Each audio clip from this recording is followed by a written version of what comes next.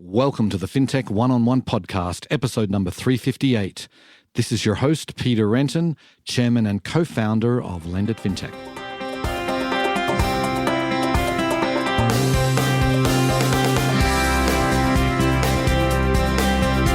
Before we get started, I want to talk about the 10th annual Lend It Fintech USA event. We are so excited to be back in the financial capital of the world, New York City, in person on May 25th and 26th.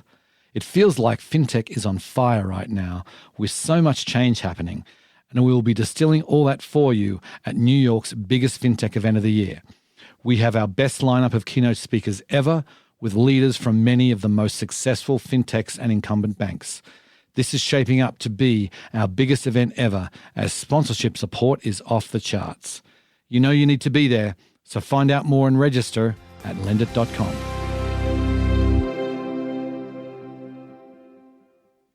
Today on the show, I'm delighted to welcome Eyal Lifshitz. He is the CEO and founder of BlueVine. Now, BlueVine's a really interesting company. They've been around for many years, and they are one of the small business fintech leaders today. I wanted to get Eyal on. I really should have got him on years ago, but anyway, better late than never, as they say. We talk in depth about the different things that small businesses need today, why they decided to expand beyond lending into small business banking. We talk about that offering. It's got some unique features. And we talk about the whole bank partnership model. Eyal gives his perspective on how he feels about maybe getting a banking license. We also talk about embedded finance. Eyal has some really interesting things to say here, a little bit contrarian as to where his views are on embedded finance and banking as a service in general. And he talks about what's next for BlueVine. It was a fascinating conversation. Hope you enjoy the show. Welcome to the podcast, Eyal. Hi, Peter. It's nice to be here. Okay, good to see you again. So let's get started by giving the listeners a little bit of background about yourself. You've had an interesting background. Why don't you just give us some of the highlights before BlueVine? So although we are providing banking to customers today, I did not start my career in banking. I started as an engineer, started my career in technology, and then moved more to the business side, worked in consulting. And then my last role before BlueVine, I worked in venture capital. I worked out of Eyal Partners out of Israel and Europe. I did that for 3 years, and that's really where I had good exposure to fintech companies. I saw a lot happening in the space. That was in 2010 to 13, and ended up starting BlueVine while I was working there. Okay. And that was 8.5 years ago. Right. So did you grow up in Israel or did you grow up in the US? Oh, we're going far. I'm mixed. I'm split between the two nationalities. I was born in the U.S. I was born in New York. I grew up a big part of my childhood in Jersey, and then ended up later on in Israel as a teenager. Okay. And so lived there for several years, and then undergrad in Israel, grad school in the U.S., lived in the U.S., back to Israel, had my first child when we were living in Chicago, my second child when we were living in Israel, back again. So About 50% of my life I've lived in the U.S. and about 50% in Israel. Right. That's really interesting. So then tell us about the founding story of BlueVine. What was it that you saw that BlueVine was going to address? Just start with the problem that you were initially trying to solve. I'm happy also to get into the evolution of the story because the problem that we're solving significantly expanded over time, as it tends to happen with entrepreneurs that start addressing a problem and then sort of dig into it. Mm-hmm. At the time, as mentioned, I was working in venture. I saw a lot of innovation happening in fintech. That was in the first wave of fintech, kind of Fintech 1.0. That was 2010 to 13. I think you remember the time. A lot of companies were starting during that time. I saw companies addressing credit through online channels and online technology. And that was happening a lot on the consumer side. And I felt like there were opportunities and areas to address on the commercial side. I saw that there was a pretty significant pain point for small businesses in terms of being able to access credit, and particularly around more sophisticated products, revolving credit products. And so that was something that intellectually intrigued me, and I felt like there was an opportunity to really address that pain point. And it really came together with a personal passion that I have for small businesses. My dad was a small business owner. He had a physical therapy clinic in the Upper East Side of New York for almost 20 years. My grandfather had a small business. He had an electricity lighting store in Tel Aviv for several decades. And so you see, we also have the US and Israel part here also playing a role. I grew up around a small business. So I remember my dad balancing his checkbook and having issues with cash flow. So the intellectual side of me that saw the area of opportunity and a gap in the market, plus my passion for really enabling and empowering small businesses came together. And that's how the idea for BlueVine came about. Okay, so then take us through just briefly, you've done a nice job of sort of hitting on the starting problem, but I know you've really evolved since then. So take us through some of the major evolutions of BlueVine over the last, coming up on 9 years, it looks like. It's been a very exciting journey. In the beginning, we started with credit. It was a credit product that over time evolved into our flagship product that is our line of credit today, really focusing on revolving credit, making sure that small businesses have access for ongoing capital to manage their business. And then had a realization over time that the problem is deeper. Credit access is certainly a challenge for small businesses. But when you zoom out and when you think about the services that businesses consume from traditional banks, the problem is much wider. And the way we viewed the problem, which led to the evolution of the business, is as follows.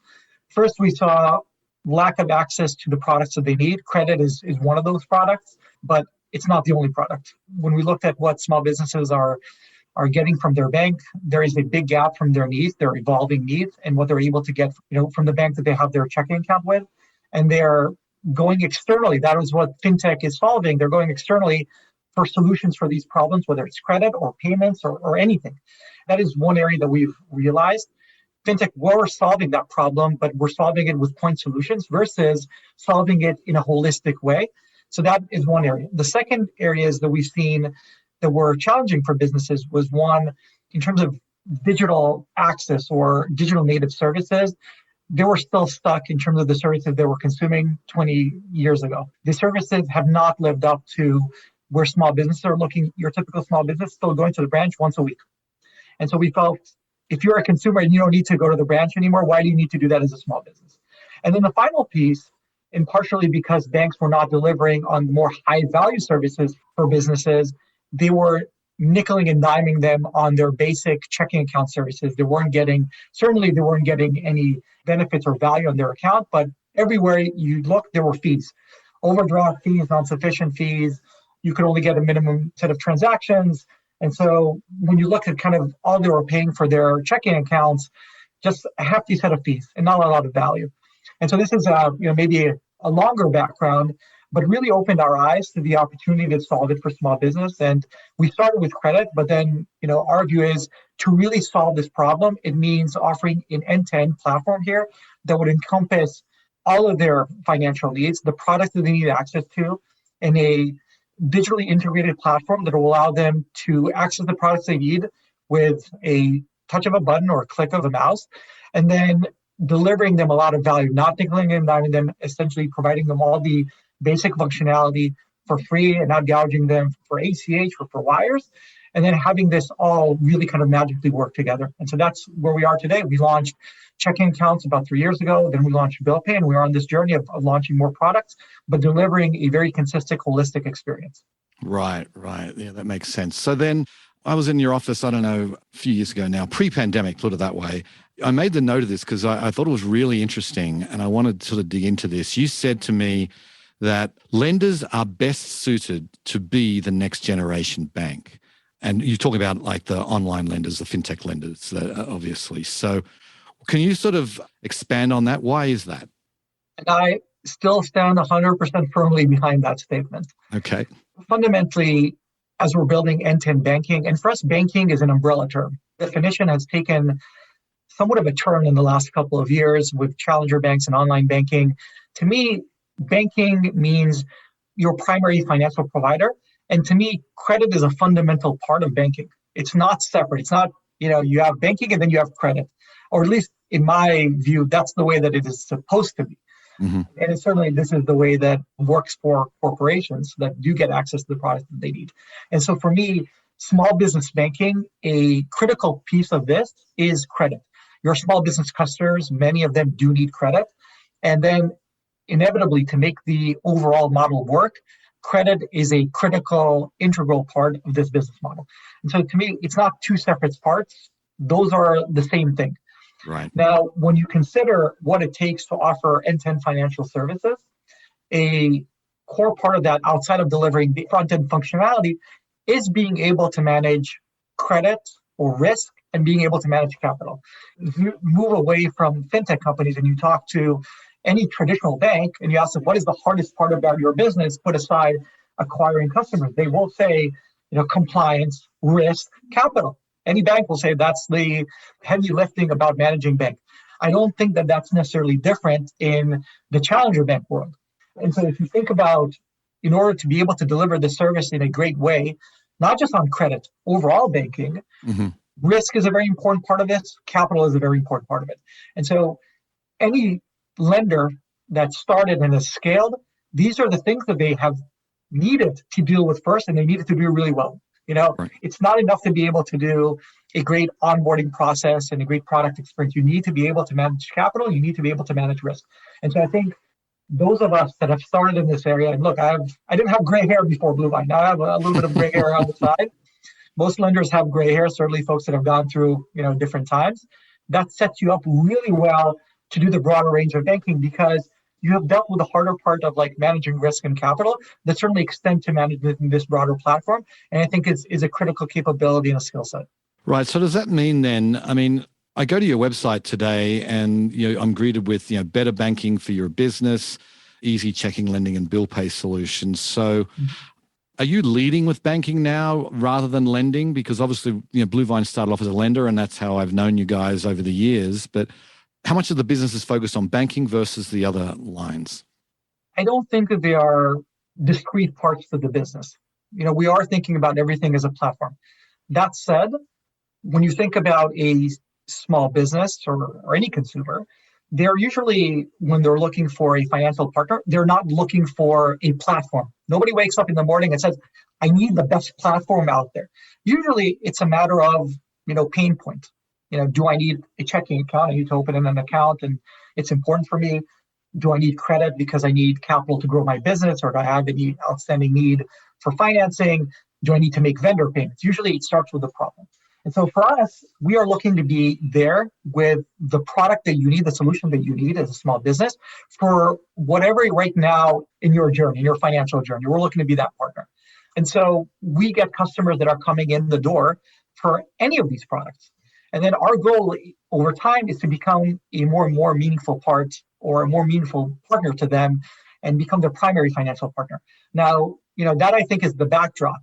Generally, we do view as the checking account as the hub of this relationship. You can think about this type of business model as a hub and spoke model where the checking account is at the center, not different than if you ask most either consumers or small businesses, who is your primary financial partner, most of them will refer to the bank where they hold their money, right, where they have their checking account. And so over time, we do believe that would be kind of the center stone of the relationship, and the majority of our customers will have a checking account. Every small business needs a checking account. And then some of our customers will have credit, some of them will have bill pay, and then the rest of our products, but everybody needs a checking account. But in terms of acquisition, for whatever product you are in the market for, wherever you have a pain point, we want to be there for you as a small business. Okay, so can we just dig in just a little bit into the payment product first? Can you just describe the bill pay product? It's interesting. Every small business checking account comes with bill pay. Bill pay is a way to pay utilities. It's a way to pay suppliers. Essentially, that's the basic functionality, and that exists with every bank. If now we're reflecting on the beginning of the conversations, which we talked about the fact that small businesses are not getting all they need from their current traditional bank and they need to go outside, over time, small businesses realize that that is not enough. The basic functionality is not enough. It's not just about executing a payment. It's about managing the whole accounts payable process. And so the area that we're investing in, we already have the basic functionality built in. We have a lot more than the basic functionality. You can use our checking account as a source of funds. You can use a credit card as a source of funds if you need extra float and time to make your payment, or you can use an external account as a source of funds. And then on the other end, we will push out a payment, whether it's a wire, ACH, or check, depending on your preference and the way that the vendor gets paid. We can do that on the other side. And so basically we help you manage your payments. But we're moving more and more of the direction to also allow you to manage your bills, basically providing accounts payable functionality and productivity to store your bills, to sync with your accounting software, to be able to run bulk payments at once, to be able to introduce approvals in the process, whether your accountant is creating the payments and you're approving them, or around creating workflows around bill approvals and management. So we're taking it a step further. The basic functionality that exists right now in your typical bank account, in our opinion, is not enough. That's why people use third-party accounts payable and bill pay systems. We believe that creates extra friction because now you need to manage two systems. You need to make sure that your money is moving from one system to the next. It adds additional delay in terms of the payment execution. And now you need to reconcile all of that. So you're adding complexity. Our goal is to simplify the life of small businesses. We believe that should be an integrated part within your bank account. And for us, any small business that opens a checking account, it's there. It's there. It's almost completely free, and it's integrated. And the direction that we're going is to give you all the functionality that you need so you don't need to use a third-party system. Right. What about the lending product, the line of credit product you offer? Is that integrated as well, or how does that work? The way that we are approaching this is to create an experience that is completely holistic. You log into your account and all of the products show up there. And then the goal is to make this completely invisible or seamless for the user to be able to access credit, move money, and so on. For example, when you draw from your line of credit, if you have a checking account with us, the money will move into your checking account. If you choose that as destination of funds, it will appear there instantly. So you draw from the line of credit, instantly it's in your account, and then you can wire it out. You can use a debit card or whatever, including on the weekends. We're not moving money through the bank network, which takes another day or two, even if you do a wire. Everything there, and the way that we've built it, is meant to be a really kind of seamless, magical, instant, on-demand experience. We do a lot under the hood to make that happen. There's a lot of things that we do in terms of where we put capital, how we do closed-loop transactions versus in-network transactions. So there's a lot of things that we do to be able to make this magic happen. But the small business owner doesn't need to think about that. From their perspective, they look to draw funds, they click a button, and then instantly, magically, it's in their checking account. Thierry, that's such an important piece. I feel like the whole 9 to 5, Monday to Friday thing, to have that option to get the money in your account on a Sunday afternoon. I mean, I feel like that's such an underappreciated feature because I think as a small business owner, that's just so important. 100%. And our customers now, that we have lending customers that we offer our checking account, that is a very big benefit that they see in the account. And many of them are adopting because of this. Oh, I can get my money instantly. I don't need to wait a day or two. Again, all of this pain exists because banking today and financial services for small businesses is fragmented. Yep. If you look at the way the corporations consume financial services, this is how it looks like. So we're just bringing this and democratizing it for the smallest of small business. Right. Well, another thing you're doing, which I think is interesting, you're offering 1.2% on checking account balances. You got it right there on your homepage here. So tell us the thinking about that. Only to $100,000, we should clarify. It's not on the full. If you've got $2 million sitting there, you're not going to get 1.2% on the whole balance. But I'd love to get sort of the thinking behind that and how you make the economics work. There's two underlying reasons why we've provided this benefit to our customers. It starts with, again, we believe that basic banking should be the opposite of what's existing today. That shouldn't nickel and dime you on all these basic services that banks today do in order to make up margin. We think that a lot of these things should be available and free to our entire small business customer base. Right. But that's, in our opinion, not enough. We are also offering them interest on the account because we believe that we should be able to provide them as much value as possible. Now, the way that we're thinking about this and why we've introduced this 1.2% is it again goes to making and simplifying the lives of our customers. Today, if you're a small business, typically small business owners, they don't have $1 million sitting around. So we said, yes, our 1.2% is capped up to 100,000. You know what? We felt that this limit would be adequate for a checking account. Most small businesses do not have $1 million lying around. Mm-hmm. But at the same time, we wanted to avoid or for our customers to avoid the hassle of needing to move their money from their checking to their saving and back and forth. Usually they're not running on high balances. They're optimizing their cash flow, there's a lot of ebb and flow there, their balances, there's a lot of volatility on their balances. We wanted to remove that kind of consideration of thinking about, okay, I need to move money from a savings to a checking. Do I have enough money now to make payroll? We wanted to remove that extra burden and headache. No, you're earning market leading rate, more than market leading, 4 times the average rate in the market. And you just need to keep the money here. We have restructured the way that we are providing this interest for our customers. We do require activity. So either $500 in monthly debit spend or $2,500 in incoming customer payments. This is not meant to be a savings account. It's meant to be a checking account. Mm-hmm. So we created thresholds that we believe are very minimal, just to say, look, you are running your business here. We want to reward you. We want to remove the need to move money back and forth from a savings account.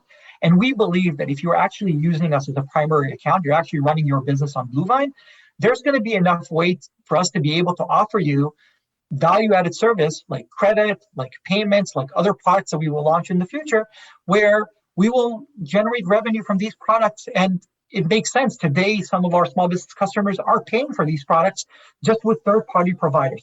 Right. By us, earning the primary account relationship and becoming the financial partner to our small business customers, we believe that there's enough money to be made in the future by providing them products that they actually value and are willing to pay for.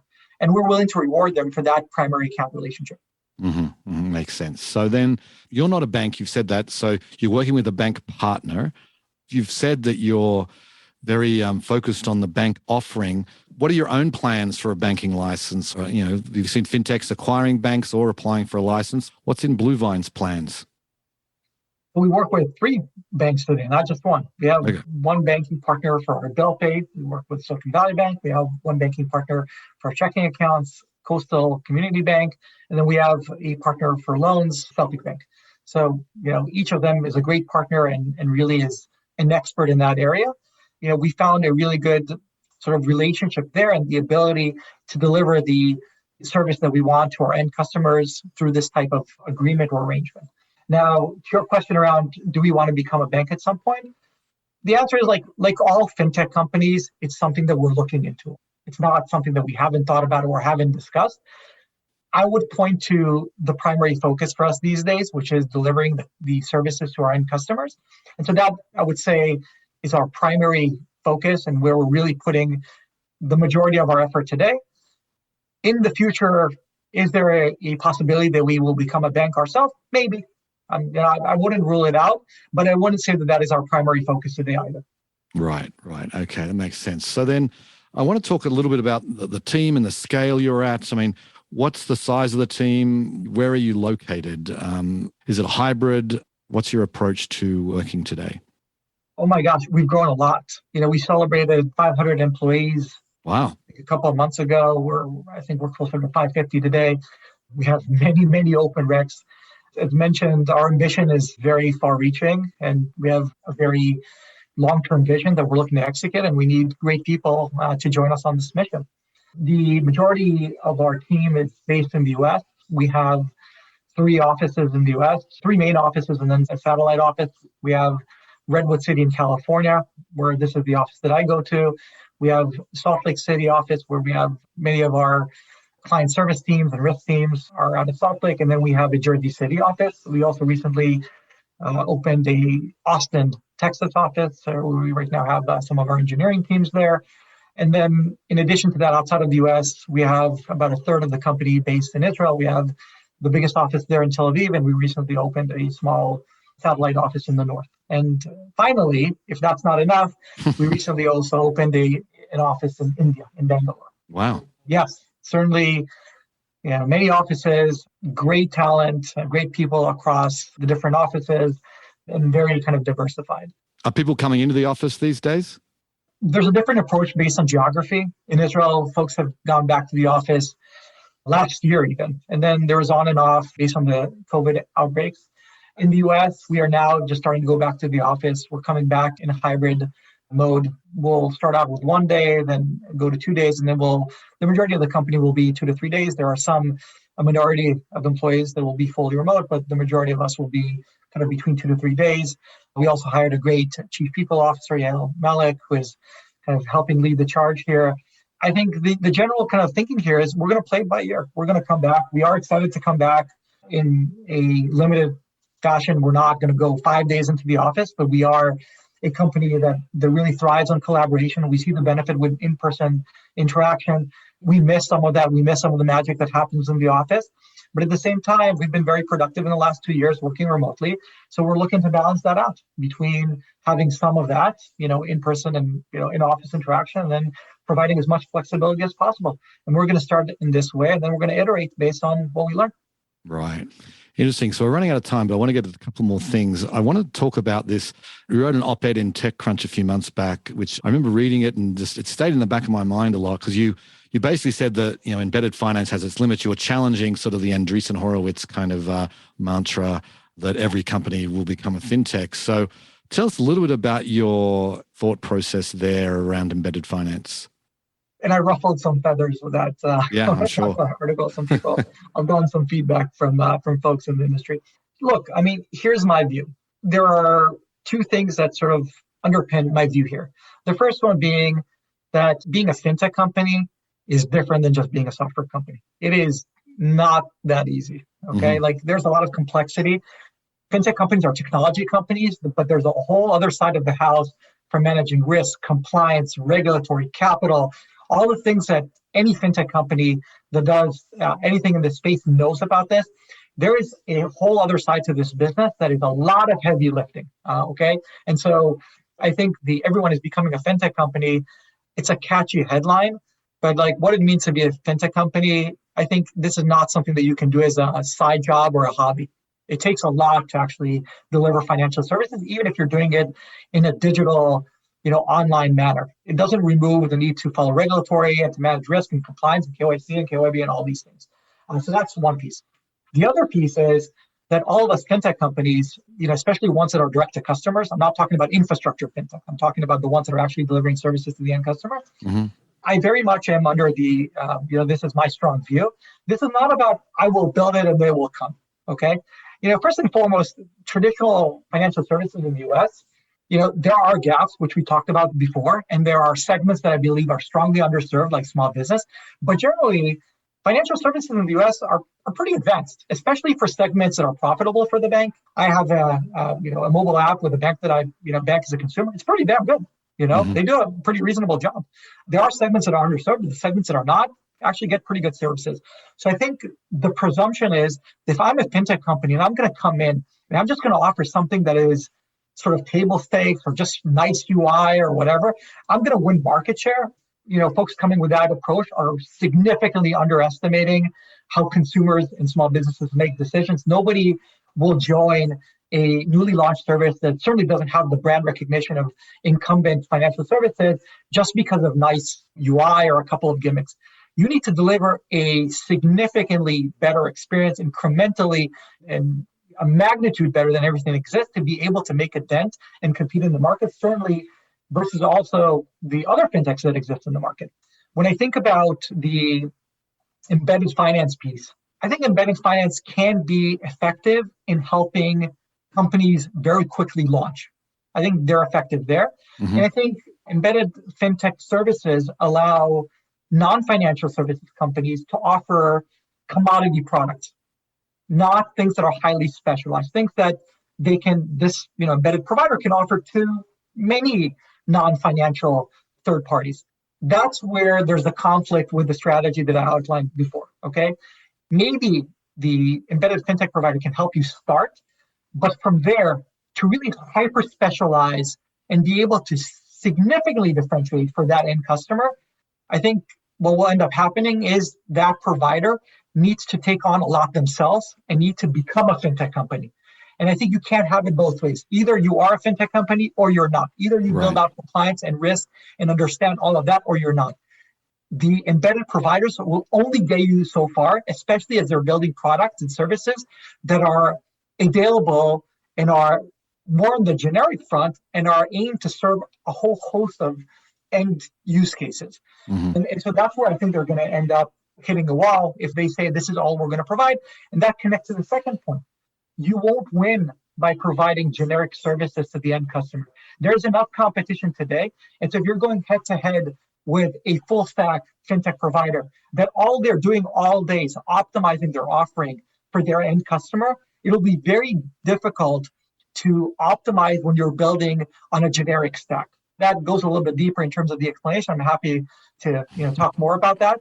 But we will spend $100 million this year, and we have one segment and one customer that we're building, and we're optimizing across the board from risk to everything, okay?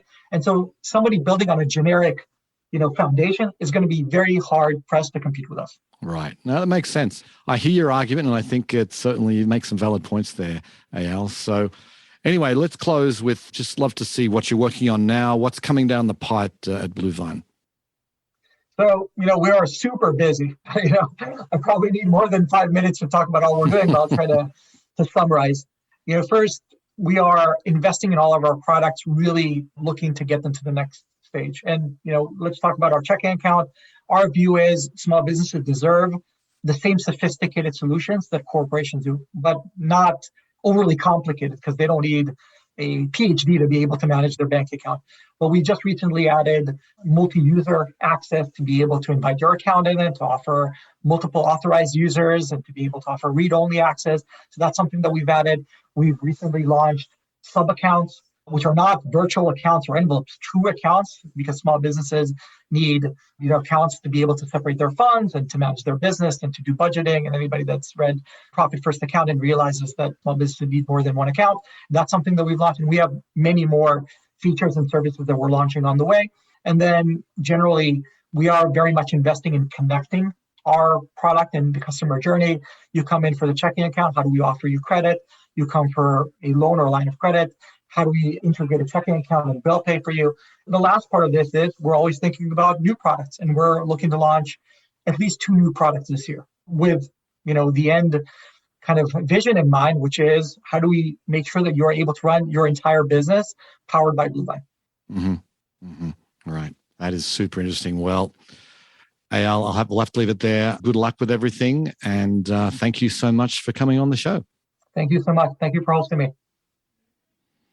Interesting, some of Eyal's comments there about embedded finance, because it's something that I think probably hasn't been debated enough. And, Eyal certainly provides a counterpoint, because everyone thinks that in fintech that embedded finance is just going to explode and everyone's going to be embedding financial services into their products, particularly all the major brands. It's hard to know how big of a thing that's going to be. Eyal sort of provides a different perspective, thinking it might be a way to get started, not a way to really compete with companies like his that are really focused on doing it day in, day out, and that's their only focus. So I think the answer is not obvious yet, which way it's going to go, but interesting thoughts nonetheless.